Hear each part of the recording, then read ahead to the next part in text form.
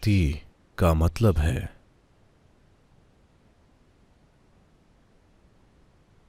खुद को ध्वस्त करने का साधन।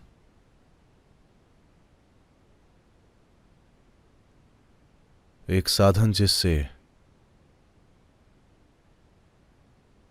आपके इरादे,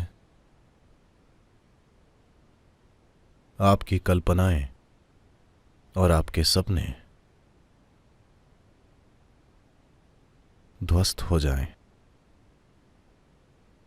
जिससे आप एक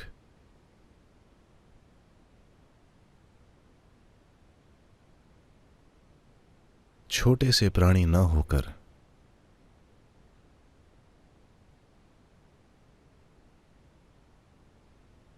या इस सृष्टि में एक बेनाम छोटे से प्राणी न होकर खुद ईश्वर के हाथ बन जाएं।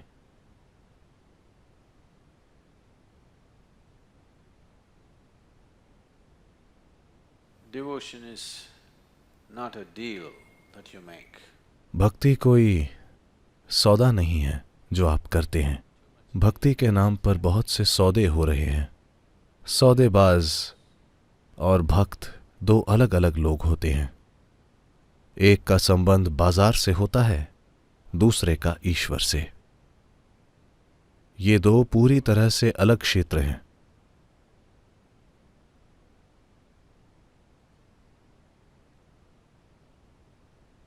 आपको ये समझना होगा कि जैसे ही आप सौदा करने बैठते हैं तो सौदे का धर्म है कि आपको दूसरे से ज्यादा स्मार्ट होने की पूरी कोशिश करनी है। नहीं, क्या आप एक नुकसान वाला सौदा करना चाहेंगे? जब आप सौदा करने बैठते हैं तो आप दूसरे से ज्यादा स्मार्ट होना चाहते हैं। पर अगर आप ईश्वर के साथ ये रवैया अपनाएंगे तो शुरू करने के पहले ही हार जाएंगे।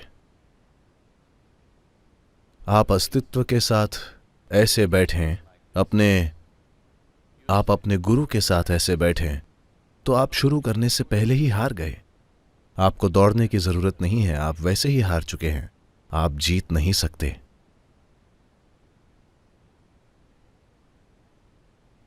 क्योंकि सबसे बुनियादी उद्देश्य ही हार चुका है। अब क्या करें?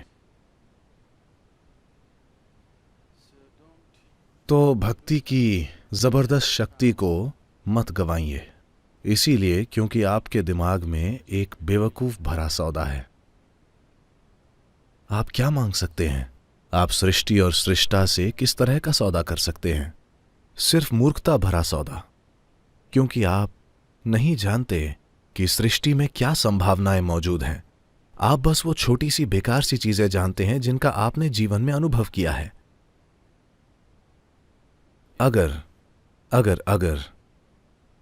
आप एक ऊर्जा के संपर्क में हों, कम से कम एक ऊर्जा की मौजूदगी में हों जो सृष्टि का स्रोत है, और आप मांगे कि मुझे एक नौकरी चाहिए, मैं शादी करना चाहता हूं, तो ये बेवकूफी की हद है। आप नहीं जानते कि क्या संभावनाएं हैं। क्या ये सबसे अच्छा नहीं होगा कि आप कहें मेरे साथ आप जो चाहे कीजिए? अगर आप संपर्क में आ गए तो क्या यह सबसे अच्छा नहीं होगा कि सृष्टि के स्रोत पर छोड़ दें, मेरे साथ आप जो चाहे कीजिए? नहीं, मुझे नौकरी चाहिए, मुझे ज्यादा तनख्वाह चाहिए, मुझे प्रमोशन चाहिए। हे भगवान, खुद के साथ ऐसा मत कीजिए। अगर कभी भी आप किसी ऐसी चीज के संपर्क में आते हैं जो आपसे बड़ी लगती है किसी भी रूप में, तब आपको सौदा करने की कोशिश नहीं करनी चाहिए। बस चुप रहिए। बस ये देखिए कि ग्रहण कैसे कर सकते हैं। यही भक्ति है। यानी आप समझते हैं कि ईश्वर का हाथ बनना सौदा करने से कहीं बड़ी संभावना है, चाहे वो सौदा आपके दिमाग में कितना भी बड़ा दिखाई दे। सौदे ही सौदे हमेशा हो रहे हैं, हर जगह, जीवन और मृत्यु में भी सौदे ही चल रहे हैं। सौदों से भक्ति तक आना एक रूपांतरण है। ये ऐसा है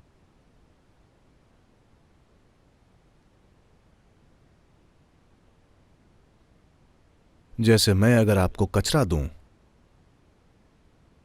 तो क्या आप मुझे कुछ खुशबूदार और सुंदर देंगे? नहीं। अगर मैं आपको कचरा दूं तो आप मुझे ज्यादा कचरा देना चाहेंगे। लेकिन प्लीज देखिए कि सृष्टि कैसे काम करती है। अगर आप इस पेड़ को कचरा देते हैं तो यह आपको फूल देता है ना? ईश्वर का यही तरीका है। अगर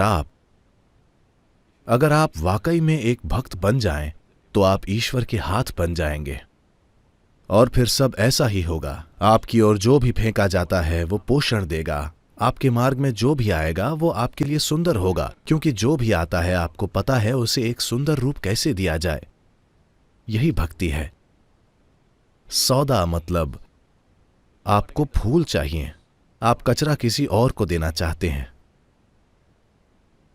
अगर आप वैसा सौदा करें तो उसके बाद आप अलग हो जाएंगे, है ना?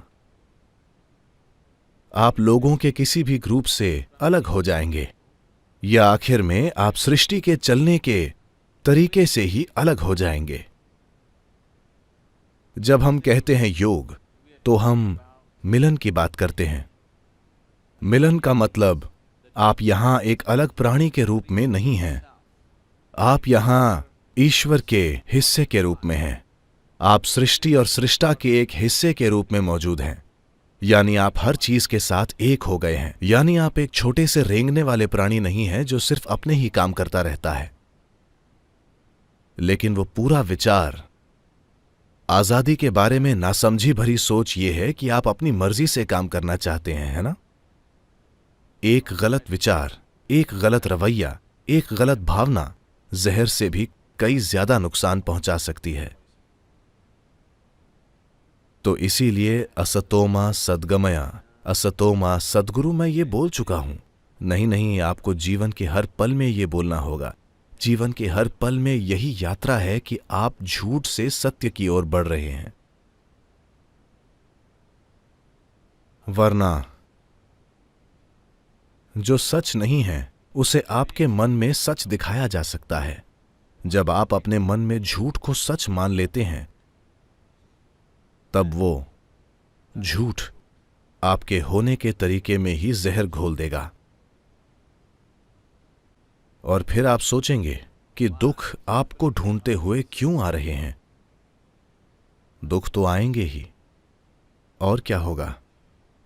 अगर दुख नहीं आते तो उसका मतलब है मेरा जीवन असफल है। दुख आने चाहिए अगर आप गलत काम कर रहे हैं, है ना? कोई बहुत ही ध्यान से पेड़ पर चढ़ा। एक मूर्ख ने तेजी से चढ़ने की कोशिश की और गिर गया। अगर उसे कुछ नहीं होता तो जिसमें ऊपर चढ़ने वाले का कौशल है वो मूर्ख है ना? हाँ या ना? नहीं, ऐसा ही है ना? जिसने ध्यान दिया है, जिसने जरूरी कौशल पाने पर ध्यान दिया है किसी चीज को सही तरीके से करने के लिए, अगर वो और एक मूर्ख जिसने किसी चीज पर कोई ध्यान नहीं दिया है दोनों एक ही नतीजा पाते हैं, तो जिसने सभी चीजों पर ध्यान दिया है वो मूर्ख है ना? तो मैं वाकई दुख के खिलाफ नहीं हूं। मेरी कामना है कि आप दुखी न हों।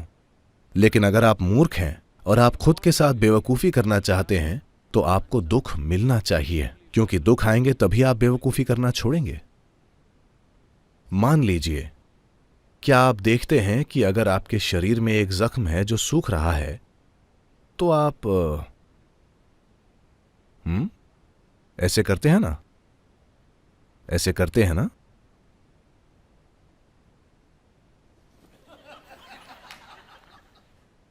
अगर आप गहरे चले जाते हैं और दर्द होता है तो आप रुक जाते हैं। मान लीजिए कि दर्द नहीं होता तो आप अपनी आंतें बाहर निकाल लेते। हां, खुद को कम मत आंकिए। अगर आपके शरीर में वाकई बिल्कुल दर्द न हो तो यहां सत्संग में बैठे बैठे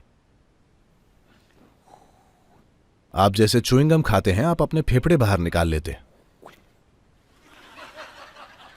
मुझे दिखाने के लिए कि आपके फेफड़े कितने बड़े हैं। हां, आप करेंगे। खुद को कम मत समझिए, खुद को बिल्कुल भी कम मत समझिए, अपनी बेवकूफी को कम मत समझिए। अगर कोई कुछ और कर रहा है तो आप भी दिखावा करने के लिए अपनी आंतें निकालकर, क्योंकि अगर आप उसे पिन से भी छुएं तो इतना दर्द होता है।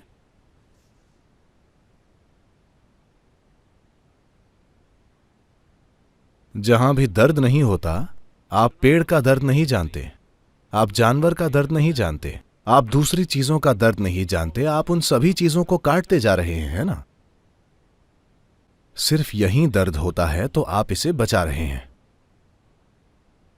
तो ये ठीक है, आप अच्छा कर रहे हैं। कम से कम आप इतना तो जानते हैं, बस इसी का विस्तार करना है, बस यही है।